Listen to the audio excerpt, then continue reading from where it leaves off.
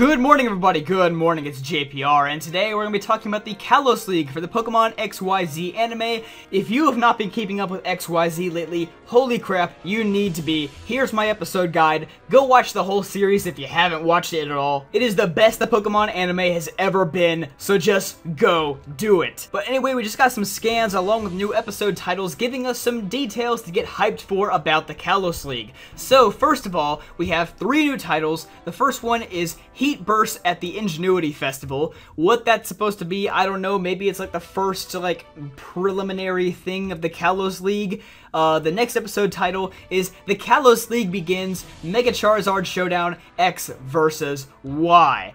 And finally, the last episode title is Mega Sceptile vs. Raichu, I Receive Some EXP. Obviously, that is not going to be the entire duration of the Kalos League. Usually these leagues are anywhere from 5 to 8 episodes long, so we have a lot more coming our way after this. Anyway, this first scan isn't really showing us all too much. It's just the various Mega Evolutions that Ash is going to be going up against in the Kalos League. But if we go to the second scan, this is where things start to get a little bit interesting. First of all, we get to see Ash inside of the league, and if you haven't seen the stadium yet, it looks pretty cool. It's like hexagon shaped, kind of like Zygarde, you know, conspiracy theory? I don't think so. But anyway, right here, we have some blurb on the page that tells us that Ash has made it to the 6v6 battles, which pretty much all but confirms that he will be making it at least into the top 16 or top 8. Those are usually when the 6v6 battles begin. But it says here that Ash's strategy to win the Kalos League comes in 2 parts. One, he is going to utilize the power of Ash-Greninja now that it is perfected. He is going to use that, and he is going to tear through all the other Mega Evolutions that he comes across. And number 2, he has to find himself his 6th Pokemon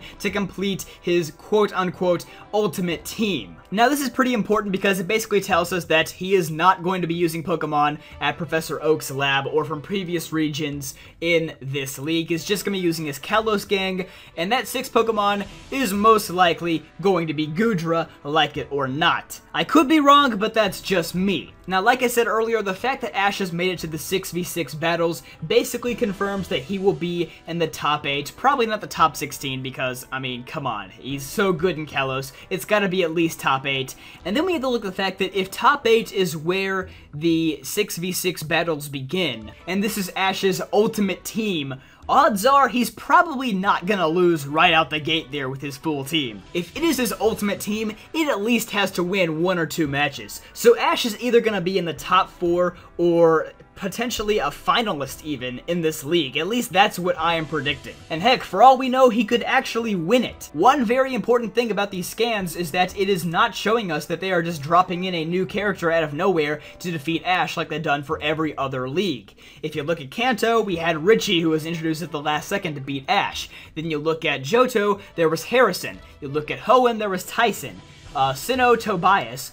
Unova, we had Cameron and Virgil. I mean, Ash lost to Cameron, but Virgil eventually went on to win the league, and Virgil would have beaten Ash if Ash had beaten Cameron. So you could look at that just about any way you want to. So I just find it very interesting that they are not just dropping in a random new character for Ash to lose to in this league. Anyway, moving on to these last couple pages here. Up in the left-hand corner, we see that Shota finally has his Keystone and Megastone for Sceptile, and that Keystone is attached to his journal. And that's pretty nice because the journal basically kind of defines Shota. Like, he writes down all of his notes in there. That's kind of like what he's known for. So that's pretty neat there. And if we go down here, we see that Remo is returning with his Mega Garchomp from Mega Evolution Act 1. And we also get to see that Astrid, with her Mega Absol, is returning. She was also Mega Evolution Act 1, as well as the 17th movie, Diancie and the Cocoon of Destruction. And apparently, she will be battling Ash in the first round. Now, what really interests me about that